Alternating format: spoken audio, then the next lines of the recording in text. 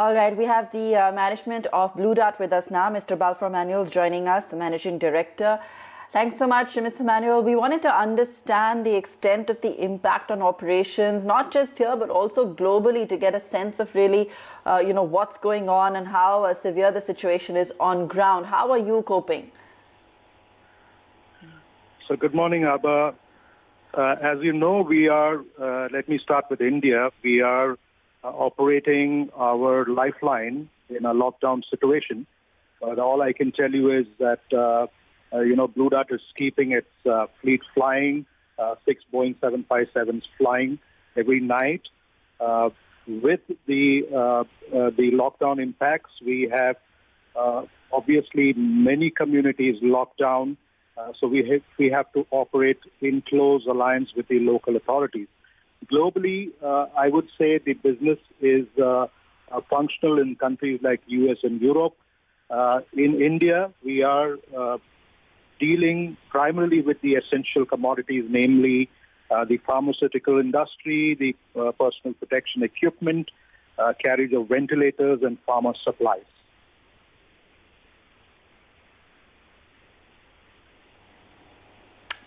All right. What about the pile-up of inventory at ports, warehouses? Give us an insight into the situation there. So I can talk about what we are currently doing. We have a two-pronged approach. One is, of course, carrying the essential commodities only on our network. And it is a requirement as we go on to keep the list of essentials need to increase regularly.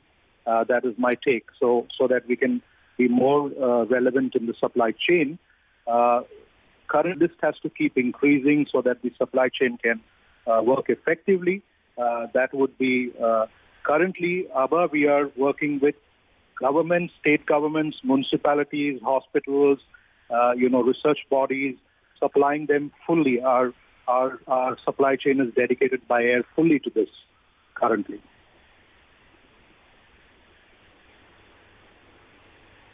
Okay, fair enough. What's the likely impact going to be, on profitability? The reason I ask is I know it's probably not the first order of priority right now as you're looking to just get essential supplies door to door. But the impact on business, even globally, how much of an impact do you foresee? Well, Abba, we are a listed company, and we are going through a silent period, so I won't be able to give you accurate details on that. As I told you, we are focusing primarily all our capacities on essential commodities only right now.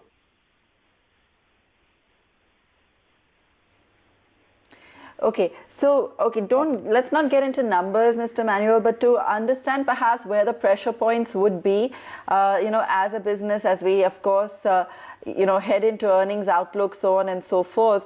What's the strategy, overall strategy? So, Abba, it's like this. We have a two-pronged strategy. One is to answer your previous question. Our warehouses and our pipeline has a huge lineup. Millions of packages that need to get onto the street. Essential, non-essential, essentials are moving.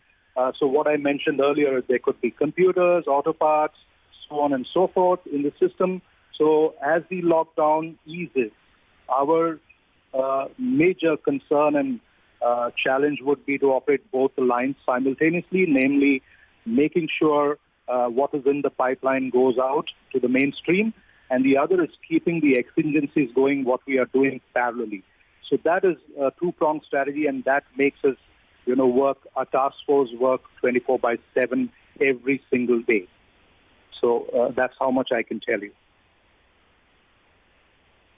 So that's just it. Yeah, that's just it, Mr. Manuel, because, you sound like you're working around the clock, and that's really appreciated, the fact that, the company is doing what it can to get essentials to people, especially essential medical supplies, which are critical at the moment.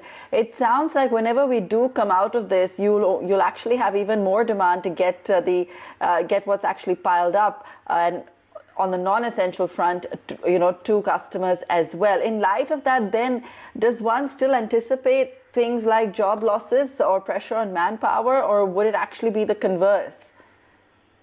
Abha, yes, your concerns are very much live. There could be a hockey stick kind of revival, or going by what we hear, stage by stage recovery of the phases in which we will remove the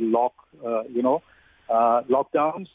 We might have a slower recovery because the manpower across, in our case, what we have done is we have reserves and we have rostered. We are not really tiring ourselves out with where required force is not to be used. So we have a rostered kind of an approach for ground, and our executives are doubling up on certain roles on the ground because we have to keep the fleet operational every night.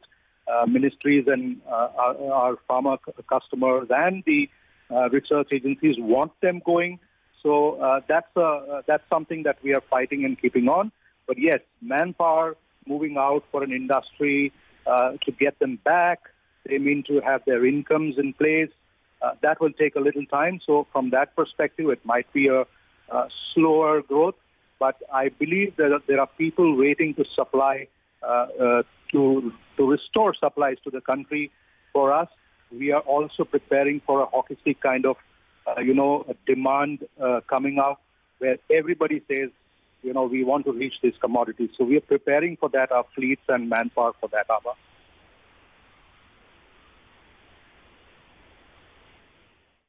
Fantastic. Thank you so much for joining us and for talking us through that. Appreciate you taking time out, given all that you're dealing with right now. Thank you, Mr. Manuel.